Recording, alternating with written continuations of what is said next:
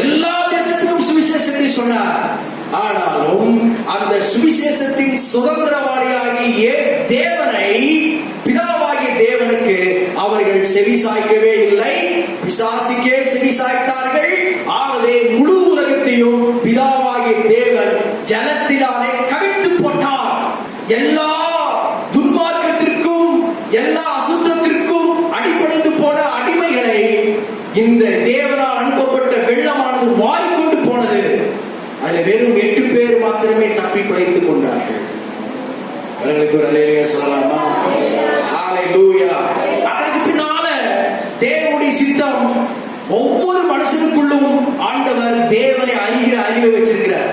நோவாவை அனுப்பினாரு, அப்ப தீர்க்கதரிசியை அனுப்பினாரு, எல்லாத்தையும் அனுப்பின உடனேயும் நல்லா புரிந்து கொள்ளுங்க, மனுஷர்கள் என்னதான் பண்ணிட்டு இருந்தாங்க அப்படின்னா, சூரியனை பார்த்தவுடனே சூரியன் தான் தேவன் என்று வணங்க ஆரம்பித்தார்கள். ஆனா சூரியனுக்கு பின்னாலே சுதந்திரவாளி மறைந்திருக்கிறது, அவர்கள் கண்கள் மறைத்து போட்டது. பூமியில வேலை செய்கிறது, பூமியை தொட்டு வணங்க ஆரம்பித்தார்கள். இந்த பூமிக்கும் சர்வத்திற்கும் எஜமான சர்வலோகத்தின் அதிபதி பிதாவாகிய தேவன் அவர் மறைந்திருக்கிறார், அது அவர் கண்களுக்கு தெரியாமல் போனது.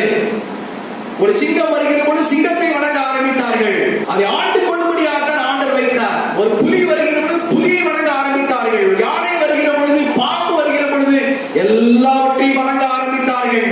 இப்படிதான் மனிதன் மெய் தேவனாகிய பிதாவை விட்டு தன்னை இஷ்டம் போல் அவன் வளர ஆரம்பித்தான்.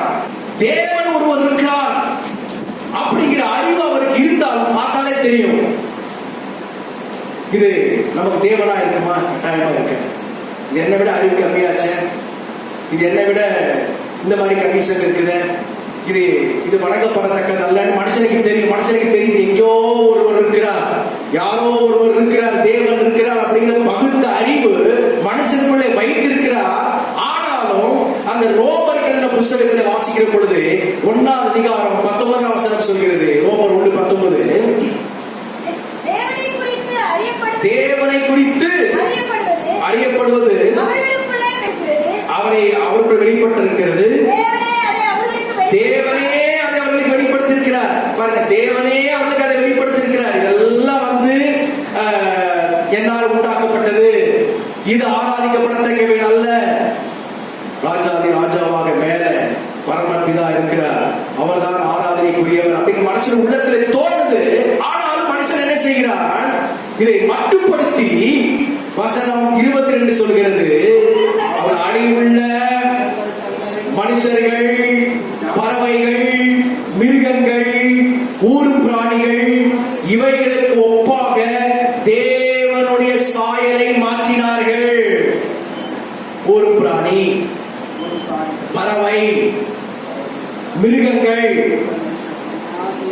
அழிந்து போகிற மனுஷர்கள், இவர்களை எல்லாம் தேவனால் உண்டாக்கப்பட்ட மனுஷன் தனக்கு தெய்வங்களாக உண்டு பண்ணி கொண்டான் அப்படின்னு சொல்லி வேதத்திலே வாசிக்கிறோம்.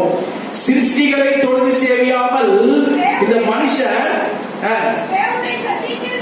இவர்கள் தேவனுடைய சத்தியத்தை பொய்யாக மாற்றி சிருஷ்டிகளை தொழுது சேவியாமல், ஏன்னா அவர் கண்ணுக்கு மறைவா இருக்கிறாரை கண்டுபிடிக்க முடியல, சிருஷ்டிகளை தொழுது சேவியாமல், பிதாவை சேவியாமல் சிருஷ்டியை தொழுது சேவித்தார்கள்.